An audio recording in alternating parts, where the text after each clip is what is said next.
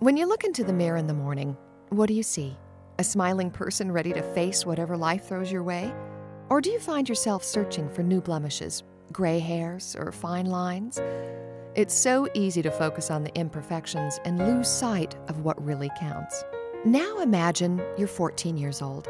You're completely bald, exhausted from chemotherapy and multiple operations, and there's no end in sight. That was what Valeria Garcia faced in her mirror as she prepared for her first day of high school in 2010. This is the story of a girl's fight to survive, the boundless faith of loving family, and a surgical team's commitment to do everything possible to give this girl the chance to grow up. This is Valeria's mirror, Valeria's miracle.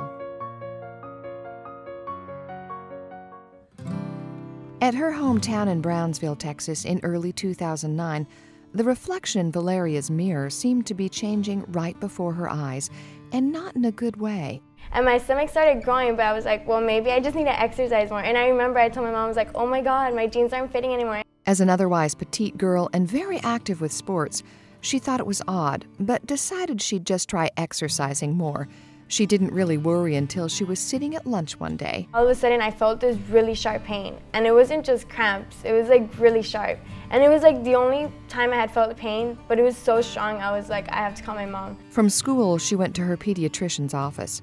They took one look at her belly and had to ask the question no mom wants to hear about her 13-year-old. Realmente, de hecho, Valeria ese día se molestó un poquito porque le dice el doctor, cuando la empieza a checar, le dice, no será lo que estoy pensando, le dice él, y le dice Valeria, ¿qué? ¿Que está embarazada?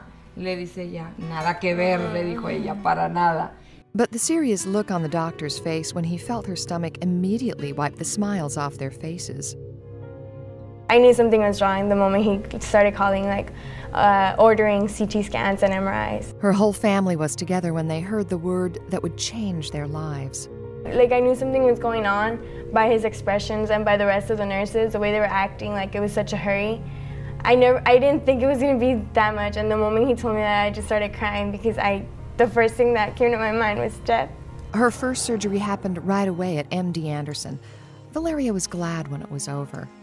By removing the ovary and the tumor, it was going to be enough. I didn't need any other treatment afterwards, so we thought we were done. Unfortunately, that was not the case.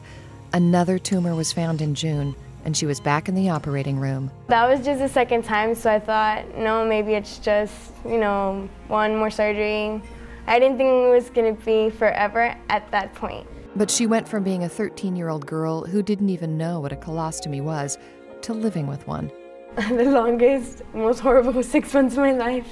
Remarkably, Valeria decided not to let it stop her from playing on her middle school basketball team. I would just put a bunch of shirts on top and spandex and all of it so I could keep it in place. She didn't even tell her coach. People wouldn't even imagine. I mean, I'm pretty sure they didn't even know that existed because I didn't. But that did not keep her from counting the days until it could be reversed. I remember it was going to be in December. And it was like my Christmas gift, that's all I want. Even as her Christmas wish was granted, the news continued to be bad. New tumors were discovered every couple of months. It was a struggle to keep optimistic as she underwent more operations. Y sí, realmente nos cambió la vida. After one in McAllen, the surgeon told her they weren't able to remove the tumor they'd seen on the scans. It's not there. So I get scans again, and in April, that's when I have another surgery. And now that's when they see that the tumor was inside the liver, not above. She was referred to cancer specialists at Texas Children's. They explained the tumor was inside her liver and growing. I received chemo 5 days a week, but after 4 sessions, I think, they did some scans, and the oncologist saw that it wasn't doing not even a little bit of effect, so they decided to stop. This short time on chemo caused all of her hair to fall out. It was very hard, especially because I was in an age where, physically, it mattered a lot. We all know kids can be cruel. I lost a lot of friends, and it would really bother me when they would come up to me just asking, instead of asking how I was doing, they'd be like, let me see your scar. And they didn't understand that the scar they were leaving in my heart was a lot stronger and painful than the one I really had in my stomach. The timing couldn't have been worse, as it was time for Valeria to start high school. The first day of high school, I was bald, so I told my mom, I was like, I can't do this. I knew I was gonna feel like an outcast. The lesson she learned from her mom that day will stick with her for a lifetime. I remember we were right in front of my school, and I didn't want to open the door, and my mom was like, I was like, Mom, please, please don't do this to me. If you love me, you let me get homeschooled. And she told me, I do love you, and that's why I'm dropping you off. And you need to go out there and face those 3,000 faces and just tell them what a real warrior is like. She took a deep breath and got out of the car. And as I heard people say, look at her, why does she have that on her head, or why is she bald, or people pointing, and even though that broke my heart, I had to suck it up and take a deep breath and just walk by them. Her mom knew she could find the courage. Eres una niña muy valiente, eres una guerrera desde que naciste. Ella es cuata de un niño, de un varón, y se aferraron a la vida con todo. And she did. As time went by, like the first month, all of Hannah High School was with me. My school has supported me so much. They always help me out in whatever I need. My nurses are wonderful. The principal, they gave me all their support, and now I'm like friends with the whole school. And she would need every bit of that support in the months that followed. After the chemo failed, they tried embolization to cut off the blood supply to the tumor. That didn't work either. Y pues nada hacía efecto.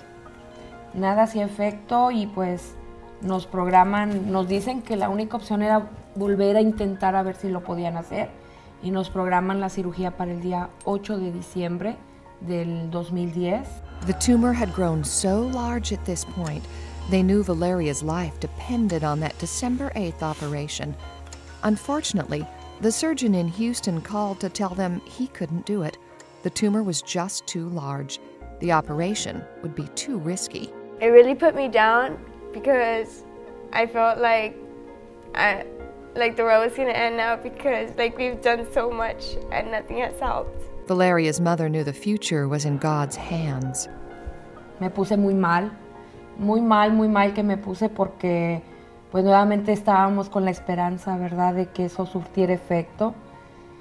Pero Dios es bien grande y yo siempre he dicho que cuando más oscuro vemos el camino, siempre hay una luz. Valeria prayed too. So all I did was like ask God to like send me something, send me a sign that everything was gonna be okay. That sign was a call from her oncologist at Renaissance Hospital in McAllen. Dr. Bernini, my oncologist, he called my mom and my dad, and he told them about Dr. Almeida.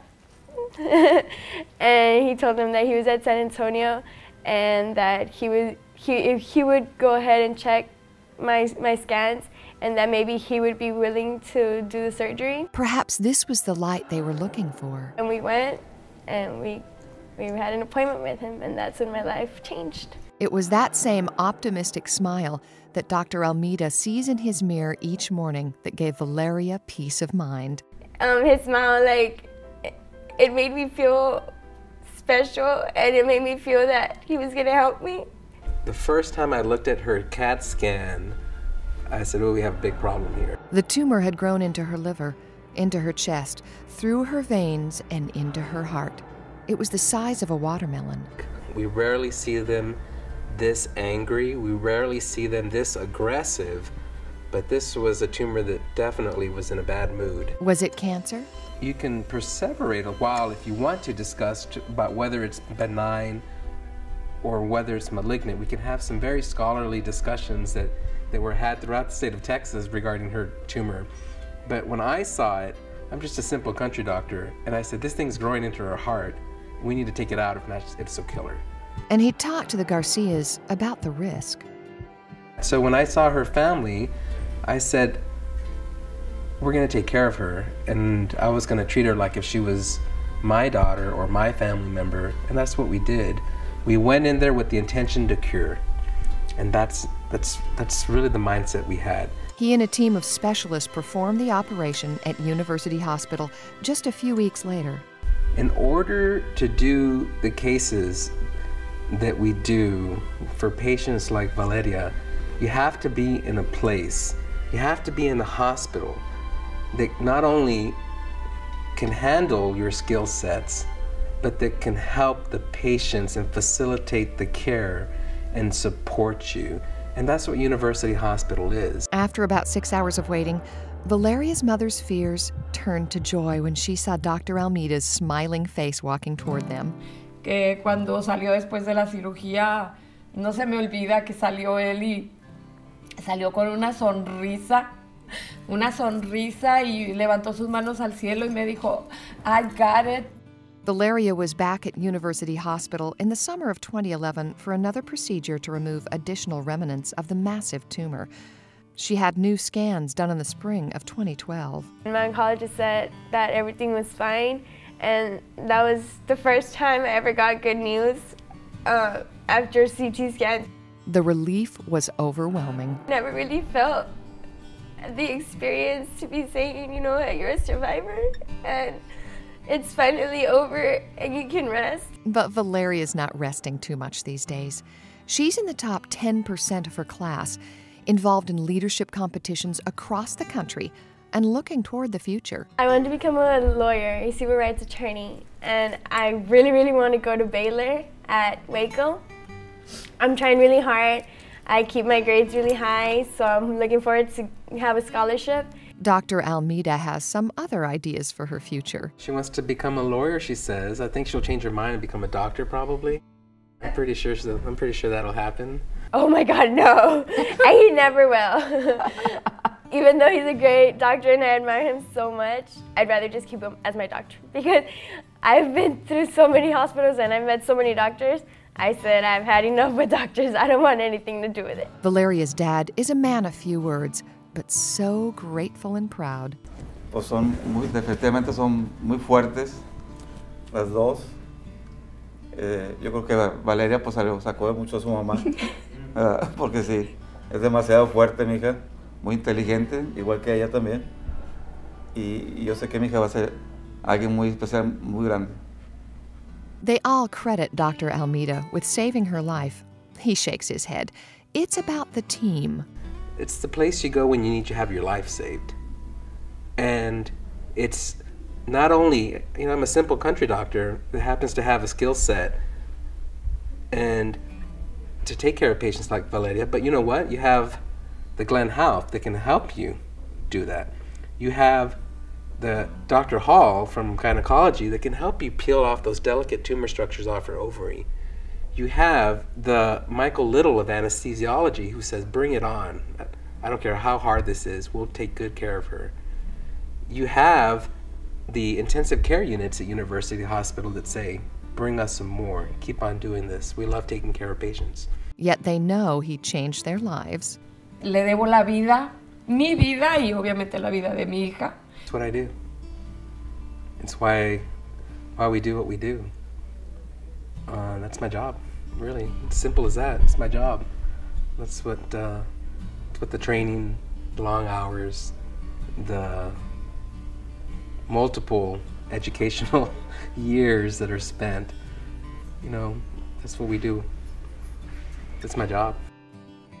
And that smile the Garcias will never forget? Valeria was at her worst. She still made you want to smile.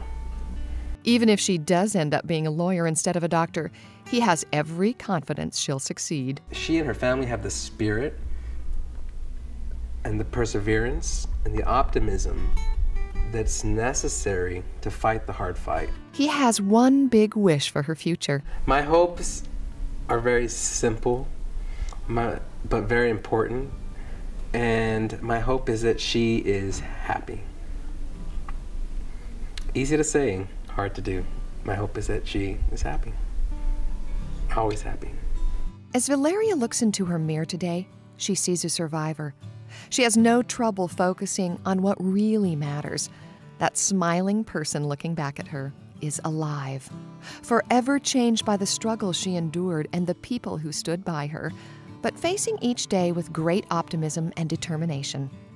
she continues to remind herself and others that even though life brings tough tasks, they're just little bumps in the road, and you have to overcome them.